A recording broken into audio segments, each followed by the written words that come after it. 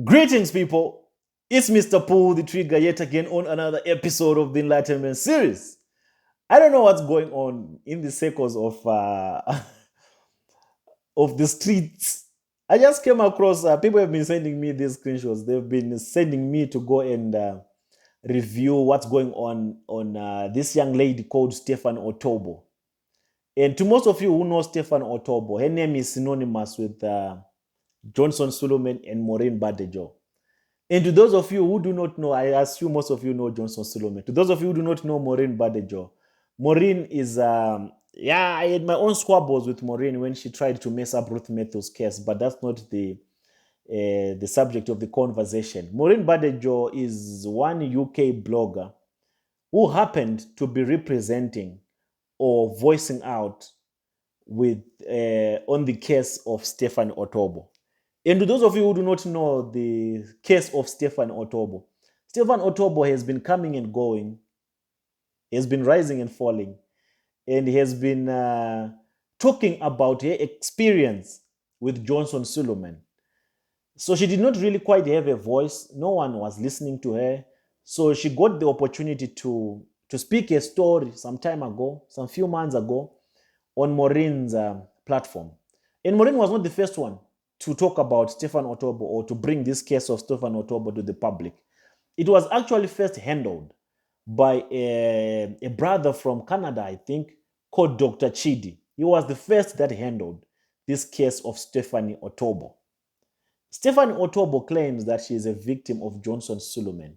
She has said a lot of things that people have spoken about from different angles.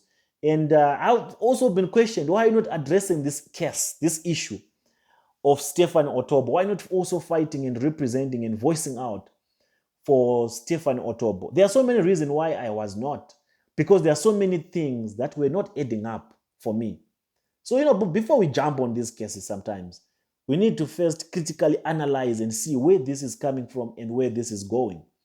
Victims, okay, in courts, victims like Stefan Otobo, they are not people that should be easily trusted. They are not people that can bring you a story and you just run with it without doing your own cross-examination, simply because it's making noise on the internet. She's a plutonic bomb. She can just wake up anytime and make a U-turn on you. The first guy that helped this young lady called Stefan Otobo, called Dr. Chidi in Canada, who did everything to assist her. This young lady turned against him. She betrayed this very same guy, and she painted this guy black and made this guy look like this guy was the one that was conniving with her or influencing her to come up with the stories about Suleman that she was coming up with at that time. I think 2 years or 3 years ago. I don't know the actual history of the story.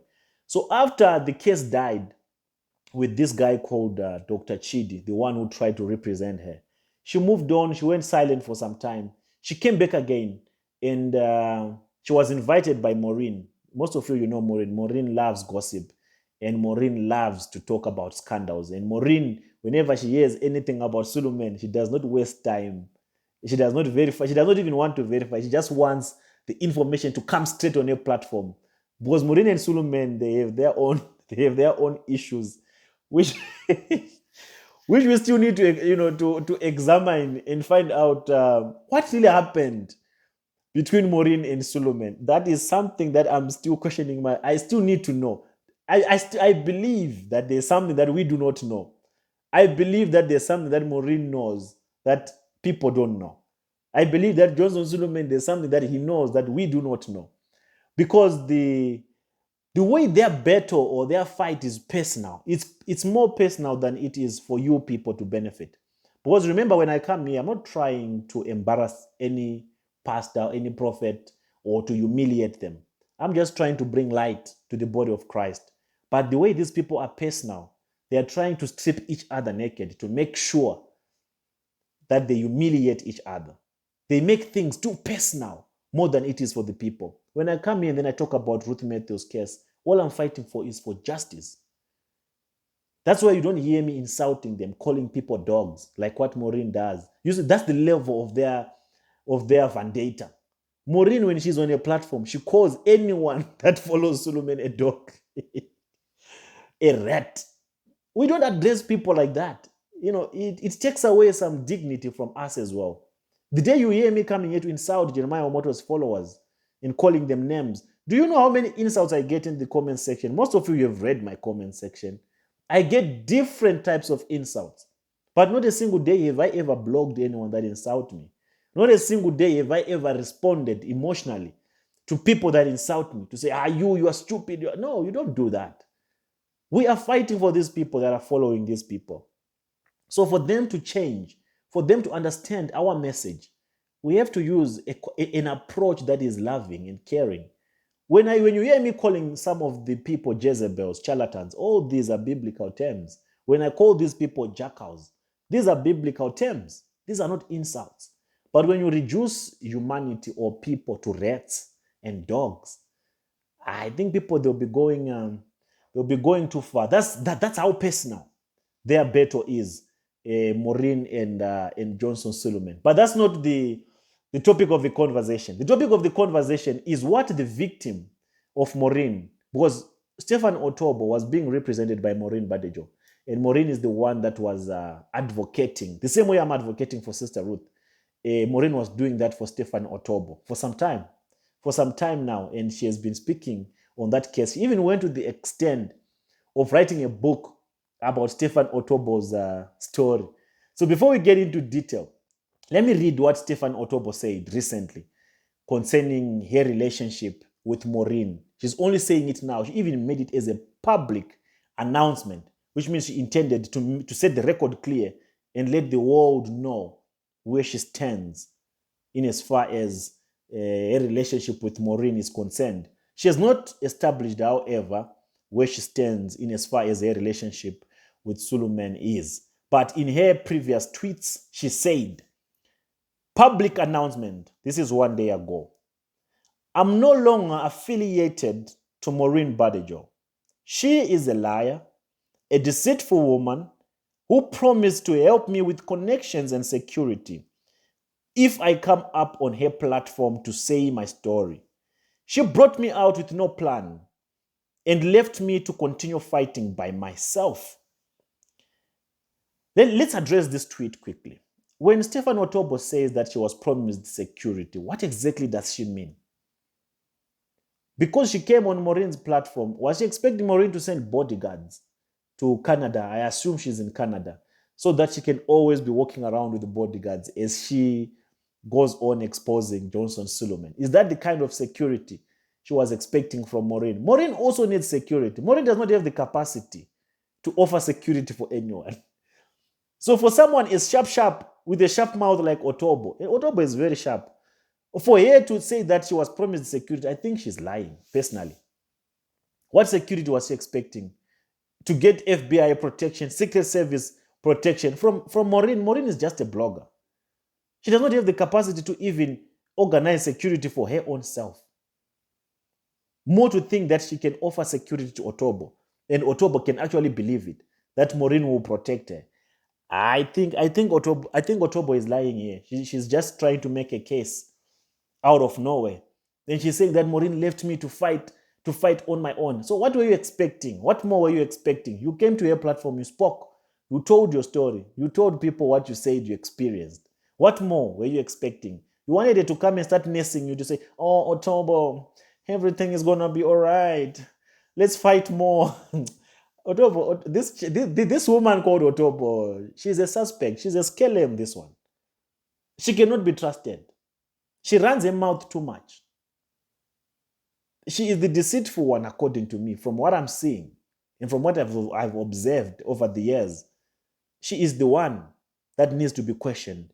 She's the one that needs to be cross-examined. Her entire story, the script of her entire story, we need to revisit it and start establishing the facts.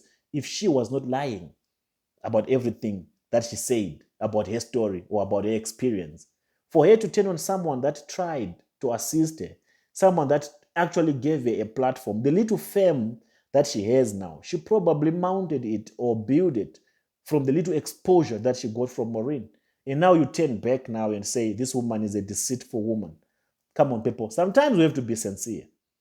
We have to be sincere. So let's go on to read her other tweet. She goes on to say, I wasn't informed and I didn't permit her to use my story on the book she recently launched and sold. This book is on sales right now.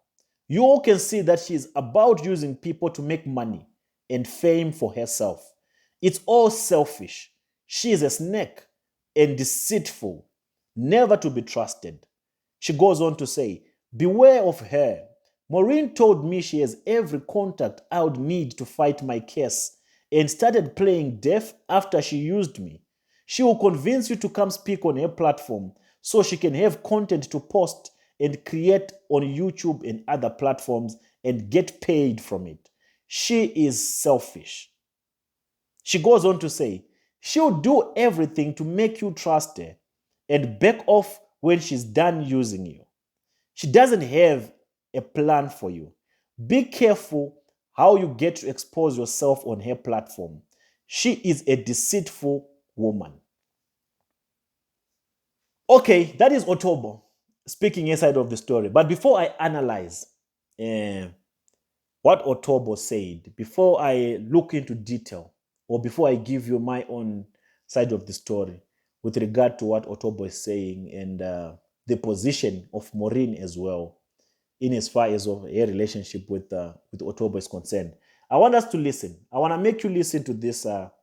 This reminded me, because I've seen so many bloggers as well. They are kind of distancing themselves from Maureen.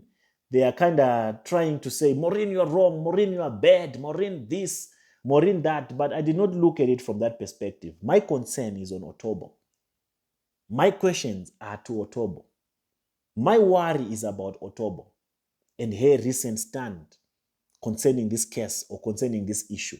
But this case reminded me, what's happening to Maureen, it reminded me of what Minister Louis Farrakhan once said concerning issues of this nature, when someone is going down the hill and everything seems to be messed up. So this is what Minister Louis Farrakhan said. Listen to it. When you see men fall, don't laugh. Learn. Learn. Because you're on your way up. And the things that tempt people to fall, you and I are not free from that temptation, nor from the weakness that will cause us to stumble and fall. When you laugh at somebody else's fall, white or black, rich or poor, your enemy or your friend, you are laughing and opening a way for your own demise when you do that. Because to laugh and not learn, to make mockery and not to understand, is to make the same mistake yourself. Did you hear me? You see, I was tempted to laugh at Maureen, as many other bloggers are, saying that what Maureen did was not right. Maureen, she's always trying to make money out of things. But I realized what this man said, that when you see a man fall, instead of you laughing, you must learn. Because remember, all of us, we deal with people like Stephen Otobo. We deal with people that come and tell us their stories. And we're not immune to them making a U-turn on us again tomorrow and start saying that we used them or we tried to use them. So I wouldn't want to laugh on this case. And many people think Maureen is done and dusted. I don't think she is. She'll rise up again. She'll come back again.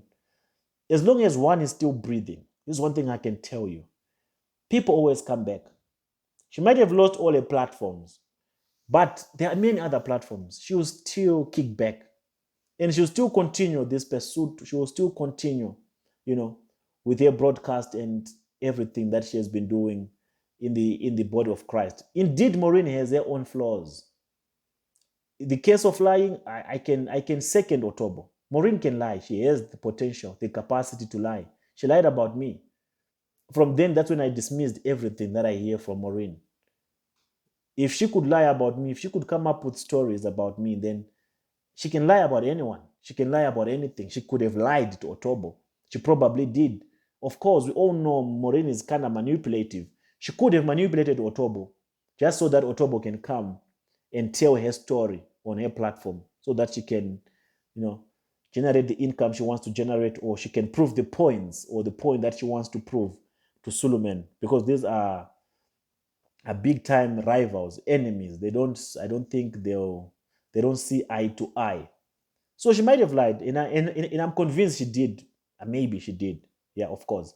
But that's a story or a discussion that I'll leave for other people to engage on. Me, I'm concerned on about Otobo. Otobo, you have shown so many other signs as well as a person of being deceptive and of not being stable. Otobo, from now onwards, after what you've just done now, this is your second strike after you betrayed Dr. Chidi. The question that I have for Otobo now, how true is your story? The story that you are now fighting Maureen for, how true is it? Did you actually have a relationship with Suleman? Okay, if you did, is there something to prove it other than the screenshots that you have given to bloggers or that you have made spread across digital platforms, other than those telephonic screenshots or video conferencing screenshots that you have as proof that you were in a relationship with Suleman? Do you have something else tangible? The only thing I want Otobo to prove is, did they meet with Suleman? That's the only thing I want Otobo to prove, other than the conversation of the relationship. Did they actually meet? Did they actually have an encounter? You know, after we establish that fact alone, we can be able to fight for Otobo or to defend Otobo, to say actually what she's saying was true after we establish that. Because all of her allegations, they are all based on the fact that did they meet or did they not? Because I have watched several videos from Cassie. Cassie is a son of Johnson Suleman. And Cassie has asked Otobo all these questions. And that's the reason why I had not yet put my finger on this case.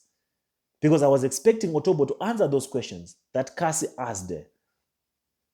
Cassie, in his version, he was saying, Otobo, you never met my father. If you indeed meet my father, tell us the hotel that you met. Tell us the flights. Show us the proof of the flights and the dates. Because it becomes easier if they actually did meet. Because now I'm now seeing Otobo as a pathological liar. Honestly speaking, that's my perspective now. I don't trust this young lady. I don't trust her at all. Anyone that betrays someone to this extent cannot be trusted.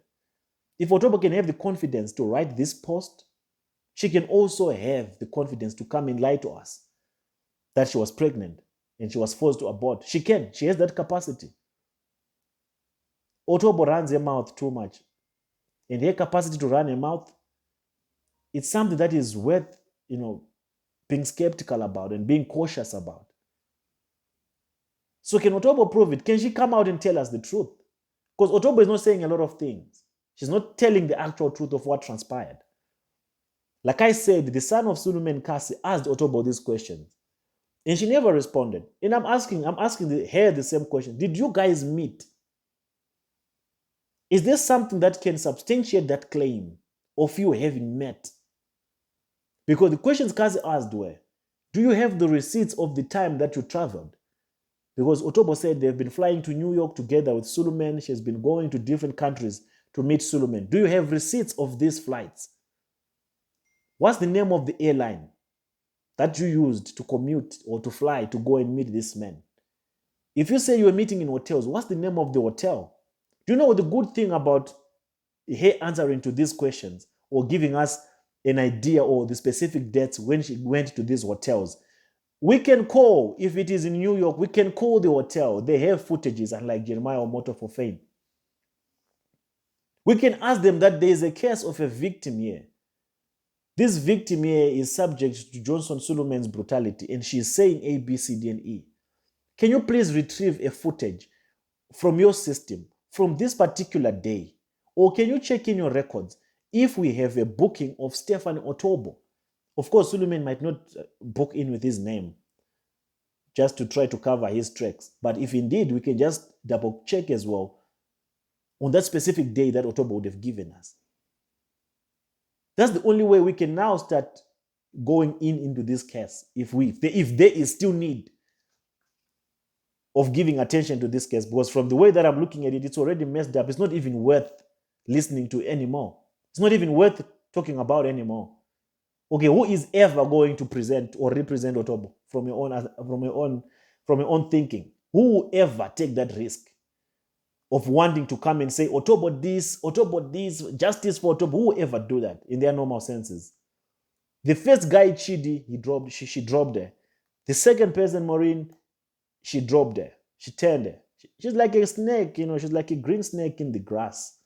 She'll bite you when you least expect it. How is it so convenient for Otobo to now come and dismiss Maureen at the very time when she knows that Maureen doesn't really have much of a voice because most of her platforms are down? I have an issue with victims who claim to be victims of this nature, who come and try to cause confusion in the minds of people. Now there are so many people who now become skeptical about the real victims, who will come with their real experiences because of people like Otobo. The bottom line here, from what I analyzed, the only thing that Otobo wants is to cash out. If you listen in her tweets, her entire argument is she wrote books, she's going on YouTube creating content and making money. She did this and did this. She's only concerned about the money. She just wants to cash out. And the reason why she has been going on all these different platforms was to try to raise some kind of panic in the camp of Suleman, so that one day, one glorious day, one person from Suleman's camp can contact her and say, listen, there's money, come and get money and keep quiet.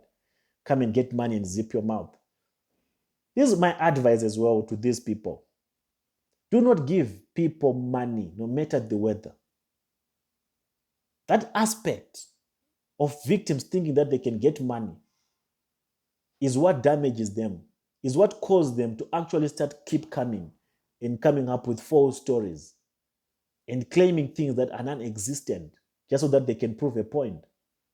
I'm very disappointed in Stephen Otobo's reaction and with their response and with the way that she has hit back on Maureen. Not that Maureen is a saint or anything, but if we are to be sincere, this is not just.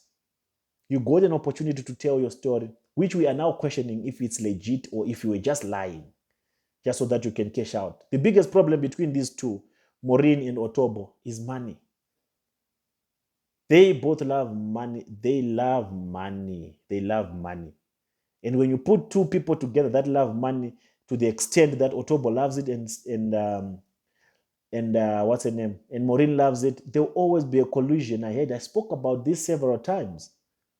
Indeed, Maureen messed up Otobo's case, but Otobo did not have to do it this way. That's just what I think. I know you have what you think. You tell me, you let me know in the comment section. Is this story still worth addressing, or it's as dead as it can be? Is this Otobo girl a victim, or she's just trying to use people that have some sort of influence so that she can kind of get a leverage to demand money from these false prophets? What's your take on this matter? I'll check you again on the next episode of the Enlightenment series as we get into matters that really matter, not these scandals. It's Mr. Pull the Trigger. I'm out.